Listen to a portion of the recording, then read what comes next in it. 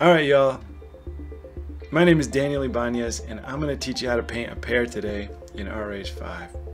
And learning to paint a pear is like learning to paint anything, so it's really just all about the concepts more than it is about the subject. So the first thing we're going to do, we're going to look at how we can use line to help establish the overall proportions of what's in the scene. Then we're going to look at how we can use value to describe the volume and the kind of depth of the space in the scene to create that illusion of light. And then we're going to use a different tool to explore edges, which is going to give our piece a nice finish. So we kind of look at line, value, and edges as our three-step process for today. Let's hop into this references panel, grab a new references by clicking this little button, and as I start to make marks, I want to show you what I'm going to do here with my presets. I'm going to leave this up here. These are the presets I'm using for today's painting, and I think they'll help you. I think in painting, one of the hardest things is when things feel like they get a little out of control, and so the presets I'm offering you today are really good for having nice mark making, but still giving you a really strong sense of being able to control what you're doing on the canvas. As you can see, I'm using line, this is what we're focusing in on right here, to just block everything in. To sort of map it all in, to say this is where everything's going to go, all the important stuff. So basically the pear, the background, and then the shadow. I think we're ready to move into stage 2, which is the value. So looking at value, you can use a really nice trick in Artrage if you want to, and that is you can color pick from your reference picture. So you can hold the Alt key on the keyboard, tap any color that I want, and you can see that color changing in that lower right hand corner of the screen. Now I want to grab a dark color. I want to start painting the darks first. I think the goal here is to just get it all on the canvas as fast as possible. I don't want to spend too much time on the background for the sake of a demo. I'd rather spend that time talking about the light and dark on the pear and how I can make that pear seem round and voluminous. So check it out. Artrage, you can see even with the thin paint settings that I have, even with that setting, the paint mixes as it comes across the already existing paint on the canvas. It's really cool. Couple tips for the beginning artist. Painting with a big brush is always helpful. It keeps you away from detail, and you think detail is going to be your friend in an artwork, but it's actually kind of your enemy, at least in the whole beginning phase of the painting. So I want you to stay away from it as much as you can, for as long as you can. And instead of that, what I want you to do is squint your eyes down, look for big shapes of light and dark, and just go get them. And don't worry, you can always paint over it, and that's the idea, right? So that there's no mistakes in painting, there's just experimentation. And what I'm going to do now is get my palette knife, and I'm just going to look up here, and anytime I see a soft edge, I'm just going to blend. I'm going to kind of blend with little choppy strokes and sometimes a little bit longer strokes so they have some variation in the blending. And now we're going to let ourselves get into some of the details.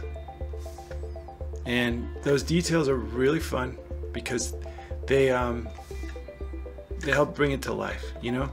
But you can't build a painting on details. You know, just like you can't decorate a house before it's built.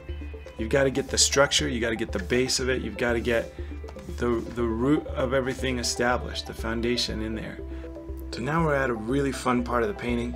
We get to start adding some of the detail and texture and flourishes of mark making and all kinds of cool stuff. And this is one of those times where you're really gonna love that you are upgraded from Artrage 4 to Artrage 5, because as you can look and see all of this amazing texture and nuance in the pear, bruises and different colors and variations in the lights and the darks, I would love to go and tackle that with some different brushes than the ones I started the painting with. And with Artrage 5, you have this brush designer. You can see I'm using the Custom Brushes Brush Designer tool right now with all of the amazing presets that come with it. Artrage 5 has an astonishing amount of great brushes that they just give you right out of the box. And more than that, you can go in and create your own, and it's incredibly versatile and functional, and I've made some amazing brushes that I just kind of happened into because it's really intuitive. But even better than that, I think, is just that you can click the button for the presets once you have the brush designer selected and just start painting. The canvas brushes are awesome, the bristle brushes are awesome. That's what I'm using here on the background. And I love the way that they give my work a little bit more variation and maturity and allow me to have just a much bigger vocabulary And here you can see all of the different types of brushes that you can select, and they all have a little bit different texture and mix a little bit differently. They blend really well and really naturally with color that's already on the canvas. They blend really well with each other. So it's something that you can use. You can pair it hand in hand with the oil bristle brush or the chalk pastel, or really anything in the tool set.